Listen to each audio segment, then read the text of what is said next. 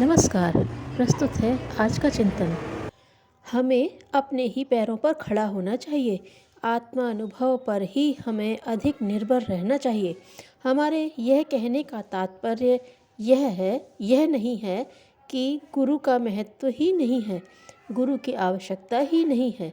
गुरु की आवश्यकता, उपयोगिता तथा पूजनीयता तो सर्वमान्य है ही। हमारे एक महर्षि ने तो कुत्ते, बिल्ली आदि तक से शिक्षण ग्रहण किया था, और यह दृष्टांत ही इस बात का द्योतक है कि मनुष्य को विवेकवान और ग्रहणशील प्रकृति का होना चाहिए। उसे जो जहाँ से अच्छा मिले उसे निसंकोच ग्रहण करना चाहिए। अर्थ यही होता है कि आपको अपना गुरु स्वयं बनना पड़ेगा और बनना चाहिए भी। भगवान ने आखिर हमें बुद्धि किस लिए दी है? इसी के लिए कि हम उसका प्रयोग करें। यह भगवान ही की इच्छा है। उसकी इच्छा को न समझना, वैसा न करना तो ईश्वर विमुखता है। अतः अंतर्मुखी प्रवृत्ति, ग्रहणशील प्रवृत्ति, अपने को तथा अपने चारों ओर के फैले वातावरण को समझने और उससे लाभ उठाने की क्षमता, आत्मनिर्भरता, अनुभवों को बटोरने और उन्हें अपने जीवन की प्रगति में हथियार के रूप में काम में लाने की समझदारी प्रत्येक मनुष्य के लिए आवश्यक है, अनिवार्य है। संसार की ठोकरें भी बुरी नहीं होती, बशर्ते वह आंखें खोल दे। आत्मानुभव, आत्मशिक्षण मनुष्य को कठिनाइयों और विरोधियों के बीच शांत और संतुलित रहने की योग्यता देता है।